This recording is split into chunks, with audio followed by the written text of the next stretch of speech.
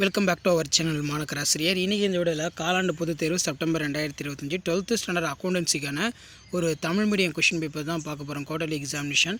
அது பார்க்கறதுக்கு முன்னாடி மாணக்கராசிரியர் யூடியூப் சேனல் சப்ஸ்கிரைப் பண்ணிட்டு வீடியோ ஃப்ரெண்ட்ஸுக்கு ஃபார்வர்ட் பண்ணுங்கள். 12th அக்கௌண்ட்ஸ் பொறுத்த வரைக்கும் டோட்டல் மார்க் 90. சரியான விடையினை தேர்ந்தெடுத்ததுக்கு ஒரு 20 கொடுத்துருக்காங்க. புக் பேக் வந்து நல்லா ரிவைஸ் பண்ணிக்கோங்க. ப்ளஸ் இந்த கொஷின் பேங்கில் இருக்கக்கூடிய சம்ஸ் ஆகட்டும் தியரி ஆகட்டும் எதுவும் ஸ்கிப் பண்ணாதீங்க. கம்பல்சரி கொஞ்சம் நல்லா பார்த்து வச்சுக்கோங்க. ஸோ ஃபஸ்ட் ஆஃப் ஆல் அதில் 2 மார்க் கம்பல்சரி, 3 மார்க் கம்பல்சரி, அதே மாதிரி 5 மார்க் கொஷின் எல்லாம் 1 by 1 பார்க்கலாம்.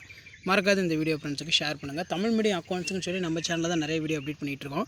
முழுமை பெறா பதிவேடுகள் என்றால் என்ன, ஆயுள் உறுப்பினர் கட்டணம் சிறுகுறிப்பு தருக, நிலை முதல் முறை என்றால் என்ன, அடுத்து பார்த்திங்கன்னா பின்வரும் விவரங்கள் சீர்காழி பாடகர்கள் சங்கத்தின் வருவாய் செலவின கணக்கில் எவ்வாறு தோன்றும் என காட்டப்படும், உயர் லாபம் என்றால் என்ன, அடுத்து பார்த்தீங்கன்னா நிலை அறிக்கை மற்றும் இருப்பு நிலைக்கு இடையே உள்ள வேறுபாடுகள், இதெல்லாமே ரொம்ப ரொம்ப முக்கியம். நெக்ஸ்ட்டு வந்து பார்த்திங்கன்னா கீழே சேலம் விளையாட்டு மன்றம் வந்து கொடுத்துருக்காங்க சம்மு. கூட்டாண்மை ஒப்பந்தத்தின் உள்ளடக்கங்கள் ஏதேனும் ஆறினை தரவும், இது ஒரு முக்கியமான சம்மு. கூட்டாளி சேர்ப்பின் போது மேற்கொள்ள வேண்டிய சரிக்கட்டுதல் யாவை. ஸோ இப்படி தான் உங்களுக்கான மாடல் கொஷின் பேப்பர் இருக்கும். 5 மார்க் பொறுத்த வரைக்கும் 7/35. இதில் மெயினாக வந்து பார்த்திங்கன்னா சம்ஸ் கொடுத்துருக்காங்க. சில டைம் தியரியே வந்து பார்த்தாலும் கேட்பாங்க. அதனால் தியரி கொஞ்சம் நல்லா படிச்சுக்கோங்க.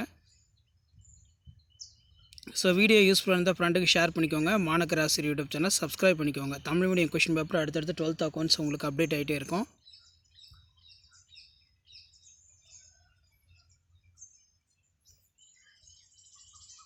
இதில் பார்த்திங்கன்னா இரட்டை பதிவு முறை மற்றும் முழுமை பெறா பதிவேடுகளுக்கு இடையே உள்ள வேறுபாடுகள், பெறுதல் மற்றும் செலுத்துதல் கணக்கிற்கு வருவாய் மற்றும் செலவின கணக்கிற்கும் உள்ள வேறுபாடுகளை தரவும். ஸோ இந்த கொஷின் பேப்பரோட கொஷின் நல்லா ரிவைஸ் பண்ணிக்கோங்க. மறக்காத வீடியோ ஃப்ரெண்ட்ஸுக்கு ஷேர் பண்ணுங்கள்.